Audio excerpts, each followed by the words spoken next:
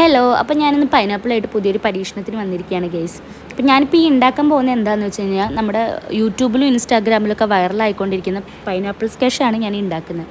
എനിക്കിതിനെക്കുറിച്ച് വലിയ ധാരണയൊന്നുമില്ല, എന്നാലും നമുക്കൊന്ന് ഉണ്ടാക്കി നോക്കാം. ഈ ഫ്രൂട്ട്സൊക്കെ കട്ട് ചെയ്യുമ്പോൾ അതിൽ നിന്നൊരു കഷ്ണം എടുത്ത് കഴിക്കലിൻ്റെ മെയിൻ പരിപാടിയാണ് ഗൈസ്. നിങ്ങൾക്ക് ആർക്കെങ്കിലുമൊക്കെ അങ്ങനത്തെ പരിപാടി ഉണ്ടോ? അങ്ങനെ ഈ അരിഞ്ഞു വെച്ച ഫ്രൂട്ട്സ് എല്ലാം നമുക്ക് വേറൊരു പാത്രത്തേക്ക് മാറ്റാം. ഇങ്ങനെ മാറ്റുന്ന ഈ പരിപാടി ഉണ്ടല്ലോ, ഇതെനിക്ക് ഭയങ്കര സാറ്റിസ്ഫാക്ഷൻ തരുന്ന ഒരു പരിപാടിയാണ്. അങ്ങനെ ഇതൊക്കെ അരിഞ്ഞ് മാറ്റിയതിന് ശേഷം നമുക്കിതിലേക്ക് വേണ്ട മറ്റൊരു മെയിൻ ഇൻഗ്രീഡിയൻറ്റ് ഉണ്ടാക്കാം.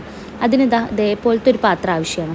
ഈ പാത്രത്തേക്ക് നമ്മൾ കുറച്ച് പഞ്ചസാര ഇട്ടിട്ട് കുറച്ച് വെള്ളം ഒഴിച്ച് ഒരു തിക്ക് കൺസിസ്റ്റൻസിയിലുള്ള ഒരു പഞ്ചസാര ലൈനി, അതാണ് നമുക്കിതിന് ആവശ്യം. അതിന് വേണ്ട പഞ്ചസാരയെല്ലാം അതേക്ക് ഇടാം.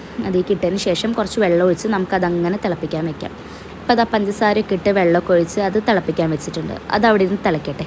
അപ്പോഴേക്കും നമുക്ക് നമ്മുടെ അരിഞ്ഞു വെച്ച പൈനാപ്പിളെല്ലാം ഒന്ന് മിക്സിയിലിട്ട് കുറച്ച് വെള്ളം ചേർത്ത് നല്ല ജ്യൂസാക്കി എടുക്കാം. അപ്പോൾ അതിനുവേണ്ടി നമ്മുടെ പൈനാപ്പിളെല്ലാം ഞാൻ മിക്സിയുടെ ജാറിലേക്ക് ഇടുകയാണ് കേട്ടോ. അങ്ങനെ ഇട്ടതിന് ശേഷം കുറച്ച് വെള്ളവും ചേർത്തിട്ട് നമുക്ക് നന്നായിട്ട് അടിച്ചെടുക്കാം. ഇങ്ങനെ ഈ ജ്യൂസ് ഉണ്ടാക്കുക, അതുപോലെ തന്നെ ഇങ്ങനെ വെറൈറ്റി ആയിട്ട് എന്തെങ്കിലുമൊക്കെ ഉണ്ടാക്കുക എന്നുള്ളത് എനിക്ക് ഭയങ്കര ഇഷ്ടമുള്ള പരിപാടിയാണ് കേട്ടോ. ഞാൻ എൻ്റെ വീട്ടിലായിരുന്ന സമയത്തും ഇങ്ങനത്തെ പരിപാടികളൊക്കെ ഞാൻ തന്നെ ചെയ്തിരുന്നത്. എനിക്ക് ഈ ജ്യൂസ്, ഷേക്ക് അങ്ങനത്തെ ഐറ്റംസൊക്കെ ഉണ്ടാക്കാൻ ഭയങ്കര ഇഷ്ടമാണ്. അങ്ങനെ ഇതൊക്കെ അടിച്ച് കിട്ടിയതിന് ശേഷം നമുക്കിത് നന്നായി അരിച്ചെടുക്കണം. പക്ഷേ ഈ അരിച്ചെടുക്കുന്നിടത്താണ് ഗൈസ് എനിക്ക് പണി കിട്ടിയത്. നമ്മളെ വീട്ടിൽ ജ്യൂസ് അരിക്കുന്ന അരിപ്പുണ്ടായിരുന്നു, പക്ഷെ ഞാനത് കണ്ടില്ല. ഞാനതിന് വേണ്ടി എടുത്തത് നമ്മുടെ സാധാ അരിപ്പയാണ്.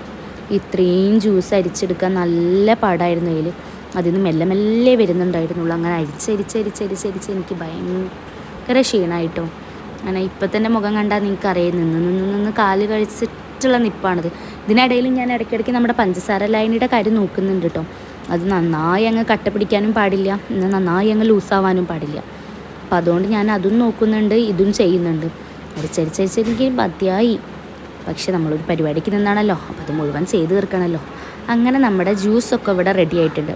അപ്പം നമുക്കിനി ഇതിലേക്ക് വേണ്ട മറ്റൊരു സംഭവം കൂടി റെഡിയാക്കാം. അത് കാര്യമായിട്ടൊന്നുമില്ല, ഒരു ചെറുനാരങ്ങ.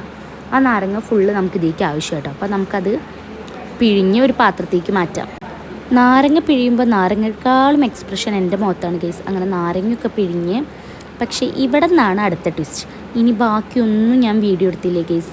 എൻ്റെ മോൻ ഭയങ്കര കരച്ചിലായിരുന്നു. ഇനി എന്താണെന്ന് വെച്ച് കഴിഞ്ഞാൽ പഞ്ചസാര ലൈനി കറക്റ്റ് ആയിക്കഴിഞ്ഞാൽ നമ്മൾ ഉണ്ടാക്കി വെച്ച പൈനാപ്പിൾ ജ്യൂസ് അതിലേക്ക് ഒഴിക്കുന്നു, നന്നായി തിളയ്ക്കുന്നു. തിളച്ച് വരുമ്പോൾ നമ്മൾ നാരങ്ങനീര് എത്തിക്കുന്നു. ഇത്രയേ ഉള്ളൂ. ഇനി നന്നായി ചൂടാറിയതിന് ശേഷം നമുക്കത് സെർവ് ചെയ്യാം. അങ്ങനെ സെർവ് ചെയ്യാൻ വേണ്ടി നിൽക്കുമ്പോഴാണ് എൻ്റെ മോൻ അടുത്ത കരച്ചിൽ തുടങ്ങിയത്. അപ്പോൾ പകുതി സെർവ് ചെയ്തിട്ട് ഞാനതവിടെ വെച്ച് പോയി. പക്ഷെ അത് കുടിച്ചപ്പോൾ